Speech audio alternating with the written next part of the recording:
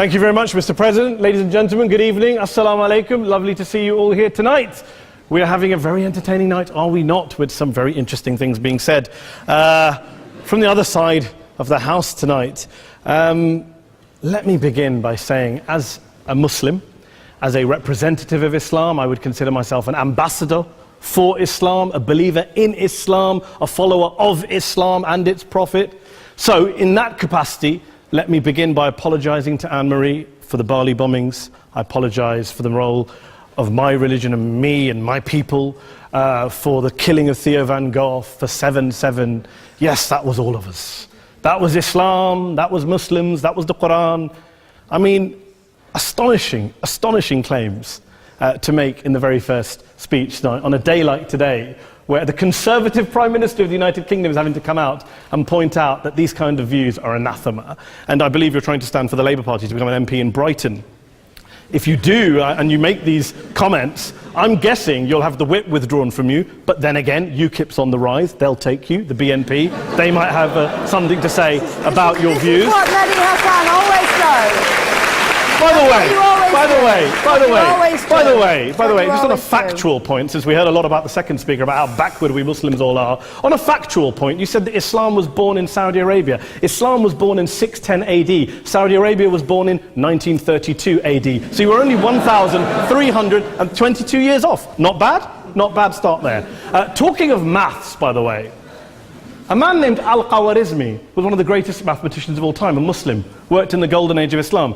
He's the guy who came up with not just algebra, but algorithms. Without algorithms, you wouldn't have laptops. Without laptops, Daniel Johnson tonight wouldn't have been able to print out his speech in which he came to berate us Muslims for holding back the advance and intellectual achievements of the West, which all happened without any contribution from anyone else other than the Judeo-Christian people of Europe. In fact, Daniel David Levering, the author of the Pulitzer Prize-winning historian and author of The Golden Crucible, points out that there would be no Renaissance, there would be no Reformation in Europe without the role played by Ibn Sina and Ibn Rushd and some of the great Muslim theologians, philosophers, scientists in bringing Greek texts to Europe. As for this being our university, I will leave that to the imagination as to who is our and who is there. I studied here too. An astonishing set of speeches so far making this case tonight. A mixture of just cherry-picked quotes, facts and figures, self-serving, selective, a farrago of distortions, misrepresentations, misinterpretations, misquotations. Daniel talked about my article in the New Statesman, which got me a lot of flack, where I talked about the anti-Semitism that is prevalent in some parts of the Muslim community, which indeed it is. Of course, I didn't say in that piece that it was caused by the religion of Islam. In fact, modern anti-Semitism in the Middle East was imported from, finish the sentence, Christian, Judeo-Christian Europe, where I believe some certainly bad things happened to the Jewish people. In fact, Tom Friedman, Jewish-American columnist in the New York Times, told me in this very chamber last week that he believed, had Muslims been running Europe in the 1940s, 6 million extra Jews would still be alive today. So I'm not going to take lessons in anti-Semitism from someone who's here to defend the Judeo-Christian values of a continent that murdered 6 million Jews. Moving swiftly on. Yes. Absolutely. Well, I'm about to make that point. No, I'm about to make that point. You're right. I agree with you. I agree with you 110%. That is my point. I don't think Europe is evil or bad. I'm a very proud European. I don't want to judge Europe on that basis, but if we're going to play this gutter game where we pull out the Bali bombing and we pull out examples of anti-Semitism in the Islamic community, then of course I'm going to come back and say, well, hold on. I mean, look, let's be very clear. Daniel here was a last-minute replacement for Douglas Murray, who had to pull out. And Douglas and I have a well-documented differences, but to be fair to Douglas, as to be fair to Anne-Marie and to Peter, atheists.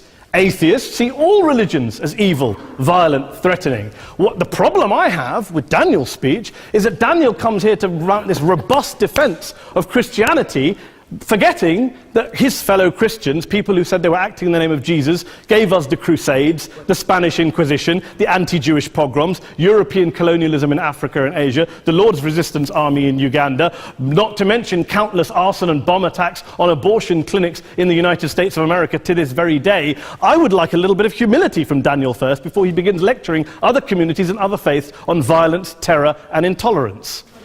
But, no thank you. Some water.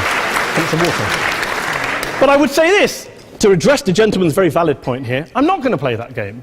I don't actually believe that Christianity is a religion of violence and hate because of what the LRA does in Uganda or what Crusaders did to Jews and Muslims in Jerusalem when they took back the city in the 12th or 13th or whatever century it was.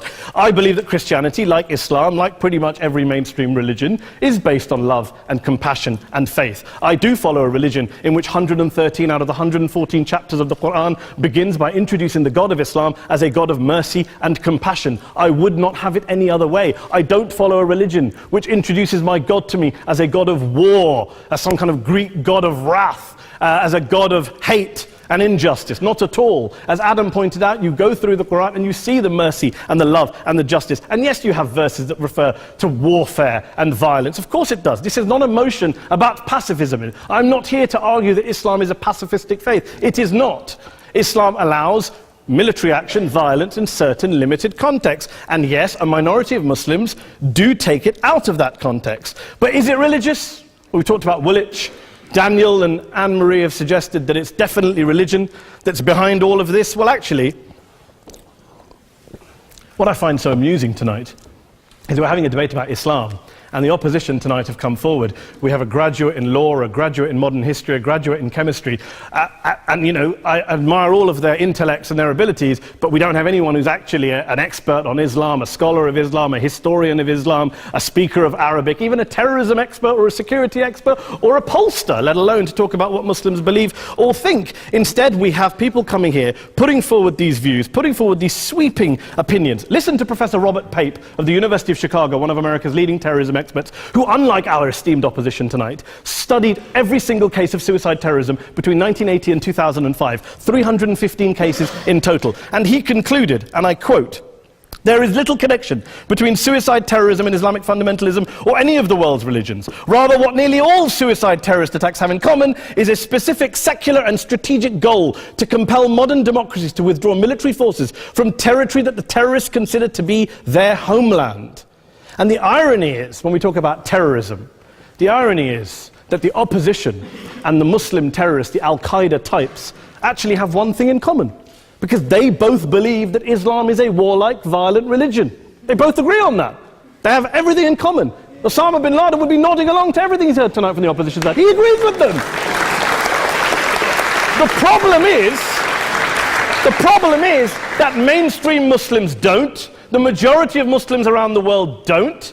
In fact, a gentleman here started quoting all sorts of polls. Gallup carried out the biggest poll of Muslims around the world, of 50,000 Muslims in 35 countries. 93% of Muslims rejected 9/11 and suicide attacks, and of the 7% who didn't, they all, when polled and focus grouped, cited political reasons for their support for violence, not religious reasons. And as for Islamic scholars and what they say, well, Daniel talks about our University of Oxford. We'll go down to Oxford Centre for Islamic Studies, get hold of a man named Sheikh Afifi al-Akiti, who is a massively well-credentialed and well-respected Islamic scholar, who has studied across the world, who in the days after 7/7 published a fatwa denouncing terrorism in the name of Islam, calling for the protection of all non-combatants at all times, and describing suicide bombings as an innovation with no basis in Islamic law. Go and listen to Sheikh Tahir al-Qadri, one of Pakistan's most famous Islamic scholars, who published a 600-page fatwa condemning the killing of all innocents and all suicide bombings unconditionally without any ifs or buts.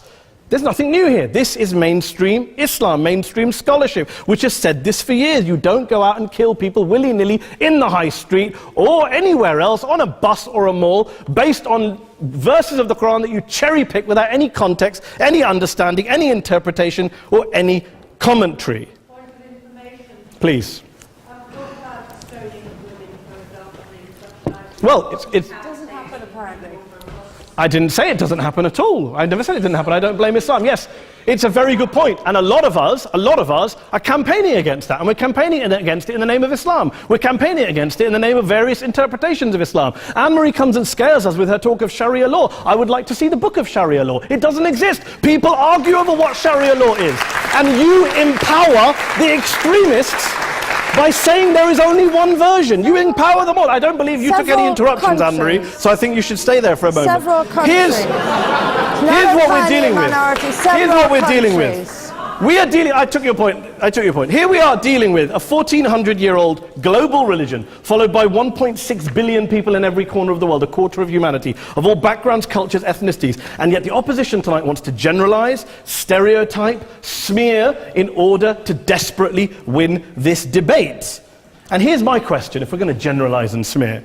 If, okay, people say yesterday's bombers, and we've got to be careful, there's a trial going on, were yesterday's attackers, motivated by Islam? Big debate. I don't believe they were. Let's say they were. Let's say Faisal Shahzad, the Times Square bomber, was motivated by Islam. Let's assume, for sake of argument, that Richard Reeves, the shoe bomber, was motivated by Islam. If Islam is responsible for these killings, if Islam is what is motivating these people, and Islam is therefore not a religion of peace, a religion of war, then ask yourself this question: why aren't the rest of us doing it? Why is it such a tiny minority of Muslims are interpreting their religion in the way that the opposition claim they are? Let's assume there are 16,000 suicide bombers in the world. There aren't. Let's assume there are for the sake of argument. That's 0.001% of the Muslim population globally. What about the other 99.99% of Muslims who the opposition tonight either ignore or smear? The reality is that the rest of us aren't blowing ourselves up tonight. The reality is that the opposition came here tonight not worried about the fact that me and Adam might pull open our jackets and blow ourselves up tonight because we're followers of a warlike warrior religion which wants to take over Europe and Daniel's university. The issue is this.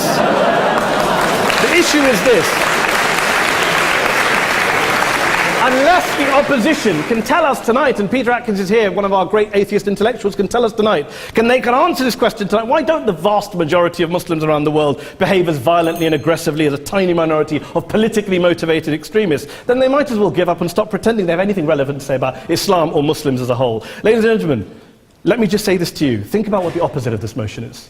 If you vote no tonight, think about what you're saying the opposite of this motion is. That Islam isn't a religion of peace, it's a religion of war, of violence, of terror, of aggression. That the people who follow Islam, me, my wife, my retired parents, my 6-year-old child, that 1.8 million of your fellow British residents and citizens, that 1.6 billion people across the world, your fellow human beings, are all followers, promoters, believers in a religion of violence. Do you really think that? Do you really believe that to be the case? They say that in the Oxford Union, the most famous debate was in 1933 when Adolf Hitler looked out for the result of the King and Country motion, where they voted against fighting for King and Country, and Hitler was listening out for the result. Well, tonight, 80 years on, there are two groups of people around the world who I would argue are waiting for the result of tonight's vote. There are the millions of peaceful, non-violent, law-abiding Muslims both in the UK, Europe, Asia, Africa and beyond, who see Islam as the source of their identity, as a source of spiritual fulfillment, of hope, of solace.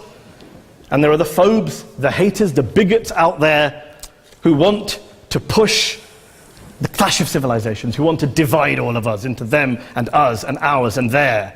Ladies and gentlemen, I urge you all not to fuel the arguments of the phobes and bigots. Don't legitimize their divisions. Don't legitimize their hate. Trust those Muslims who you know, who you've met, who you hear, who don't believe in violence, who do want you to hear the peaceful message of the Quran as they believe it to be taught to the majority of Muslims, the Islam of peace and compassion and mercy, the Islam of the Quran, not of Al-Qaeda. Ladies and gentlemen, I beg to propose this motion to the House. I urge you to vote yes tonight. Thank you very much for your time.